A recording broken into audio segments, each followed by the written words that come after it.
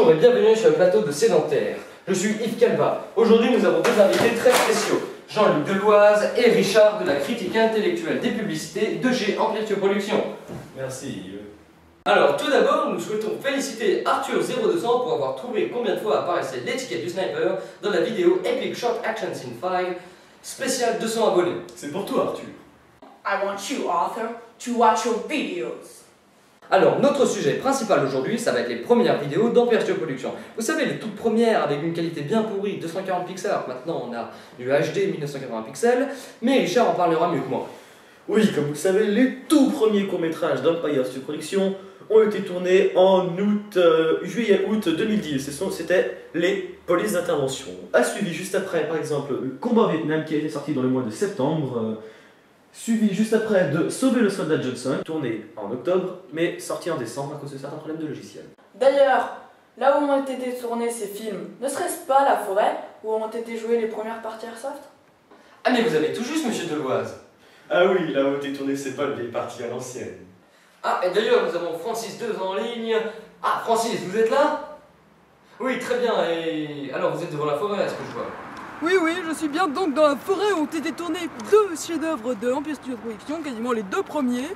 Il faut sauver le soldat Johnson et un combat au Vietnam. Alors oui, cette forêt est le parfait lieu de tournage puisqu'il y a une pelouse bien verte, des beaux arbres, de beaux chemins, poubelles qu'on vient de faire, une population très aisée qui se promène par là. Et bien heureusement, les immigrés n'ont pas encore colonisé l'endroit. Que peut-on rêver de mieux?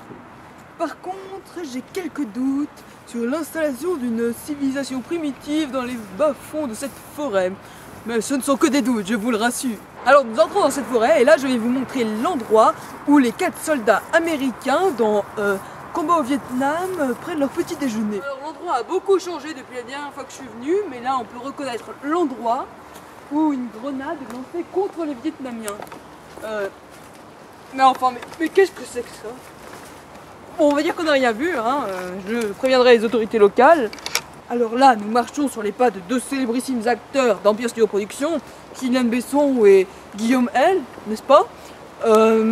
C'est donc dans cette scène-là qu'ils arrivent vers les deux Marines américains avec en fond la musique We Fuck the World des magnifiques guignols de l'info. Alors là, je vais répéter les pas de Kylian Besson quand dans Combat au Vietnam, il s'agenouille et il dit « Ça sent le feu !»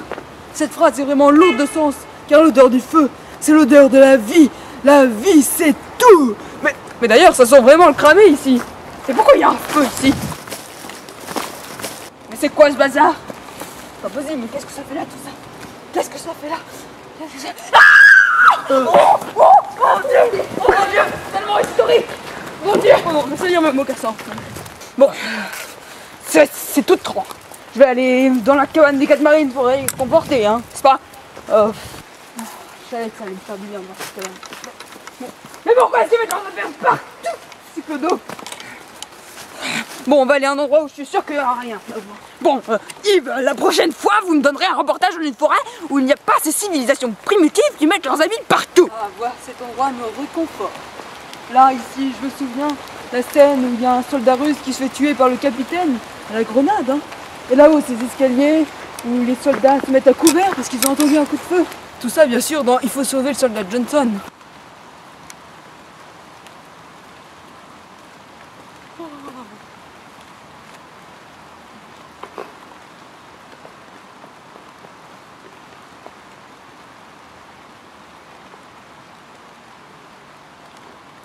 Et là, Ludovic, mettant out tous ses adversaires avec la fureur du lion. Et là, nous allons voir l'escalier qu'ont dévalé les 3 marines américains pour aller sauver leur ami qui est aux mains des Russes, le soldat Johnson.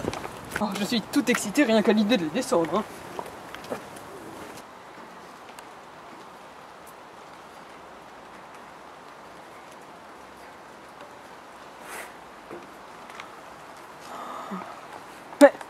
Mais ça pue le cramer!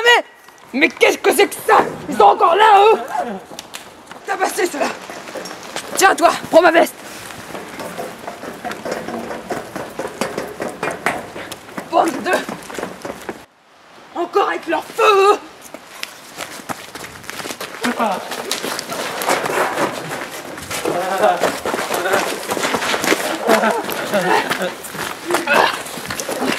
Ah non non non non non non non ah moi ah ah ah ah ah ah non non ah ah ah